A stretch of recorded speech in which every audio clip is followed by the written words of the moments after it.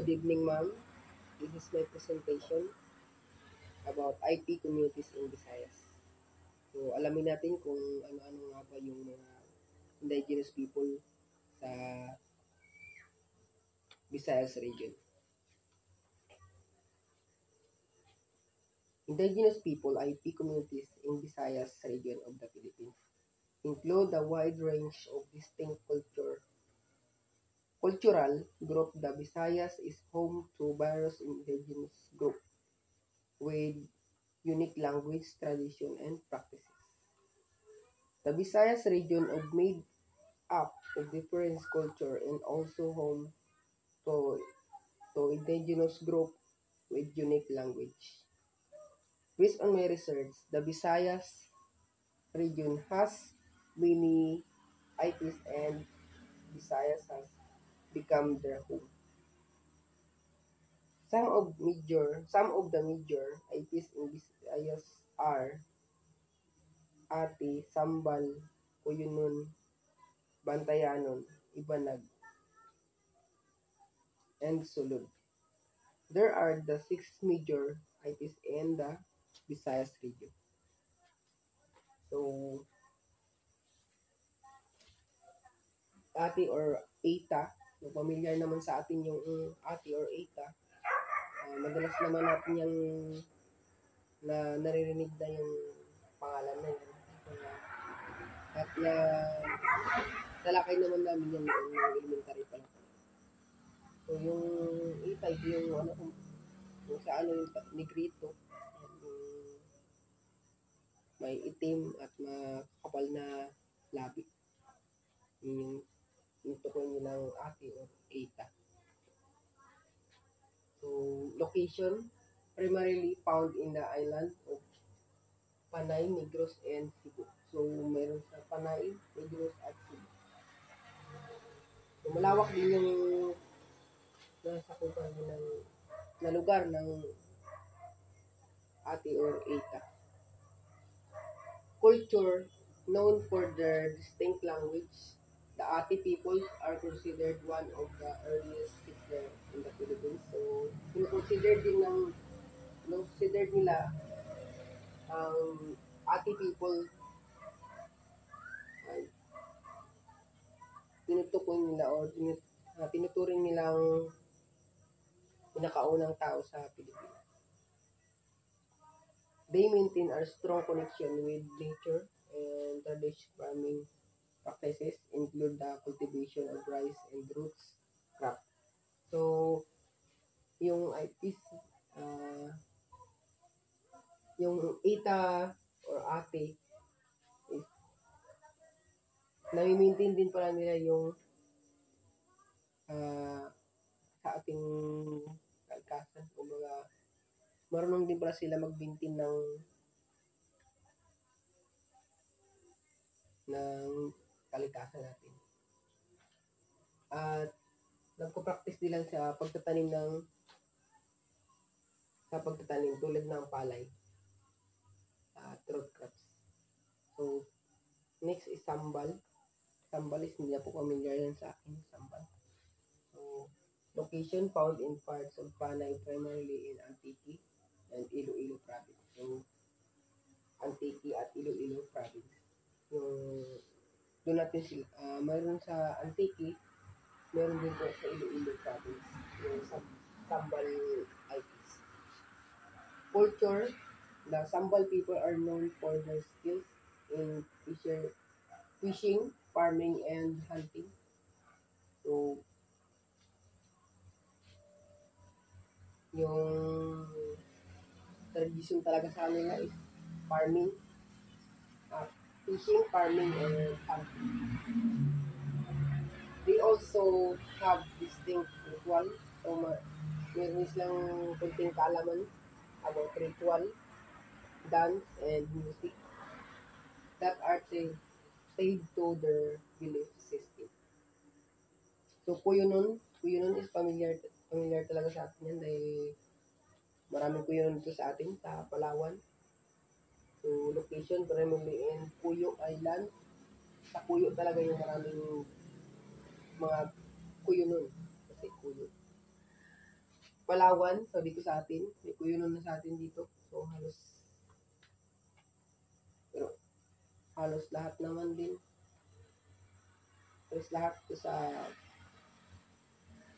Palawan ay sa Parting Palawan ay may mga kuyunon. But also is part of Antique. So sa Antique and Aklan. Yung kuyunon pala ay malawak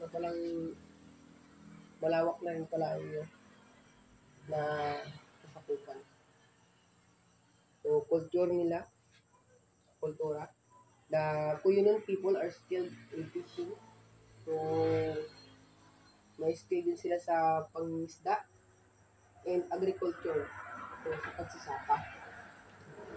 They have a strong maritime. Yung tinutukoy nilang strong maritime, yung pinagkukunan talaga nila ng supply na para sa pagsasaka nila. Strong maritime. O yung supply sa kanila. Yung tawag nilang strong maritime. And are known for their boat building techniques. So, ang tradisyon talaga sa nila yung paggagawa ng, so yung kuyunon pala ay magaling pala gumawa ng bangka and resources management practices. So yung bangka na yung ginagamit din siguro nila yan sa pangingisda. So kung marunong kang gumawa ng bangka, so yung sa pangingisda, hindi ka na mahihirapan din. Marunong ka ng gumawa eh. Hindi ka na magpapagawa. Next is Bantayanon. Bantayanon's location found in the Bantayan Islands, north parts of Cebu province. Sa Cebu lang.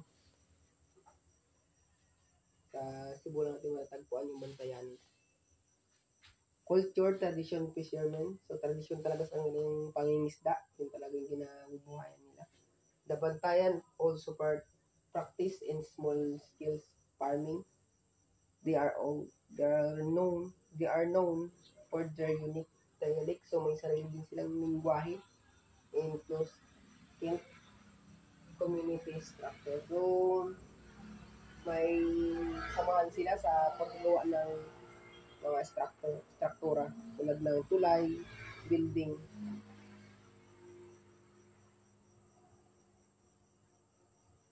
Next is yung Ibanag IPs. Location found in the part of northern Leyte and some areas of Samar and Bohol. So, yung Ibanag IPs, meron tayong sa Leyte, sa Samar at Bohol. Culture, the Ibanag people have a rich agriculture tradition. So, tradisyon sa kanila talaga yung pagsasaka and are known for their irrigation system and rice cultivation. They also practice unique cultural ritual in relate to farming. So, yun nga, tradisyon na sa kanila yung pagsasaka. Kaya, gumawa sila ng irrigation system. Yun talaga yung pinaka-tradisyon sa kanila, yung malaking pinagkukunan ng tubig. Yun yung tinatawag ng irrigation system. So, Sulud people o Sulud IPs. Location found in the mountain of Panay, particular in the province of Antique and Capiz. So, yung Sulud, mayroon silang meron sa Antique at Capiz. Culture, the Sulud people are known for their tradition, ritual, particular the agriculture and healing practices.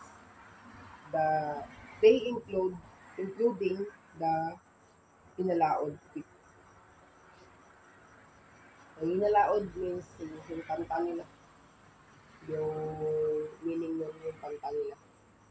Yung, ay di pala meaning, tawag sa kanta nila yung Hinalaod.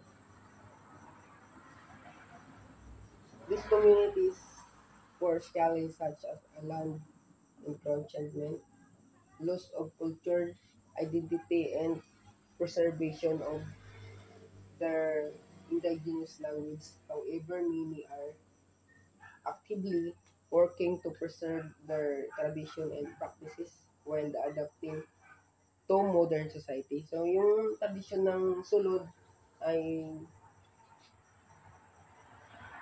nakabase sa modern society natin. So based naman sa similarities nila, makikita naman natin yung pagkakapareho nila. Uh,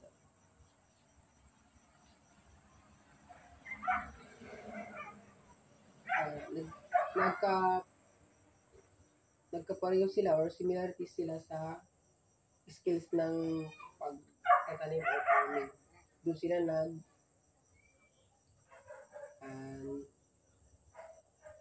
the same skills or parehong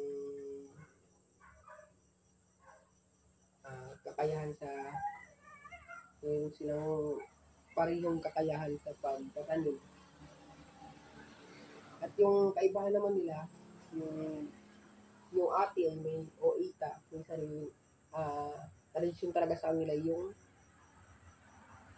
languages nila. Kambal naman, yung pinaka-unique or traditional talaga sa kanila yung fishing, farming, and hunting.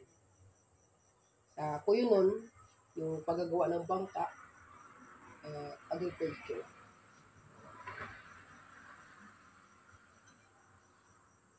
Sa Bantayanon is dialect, may sarili din silang dialect at may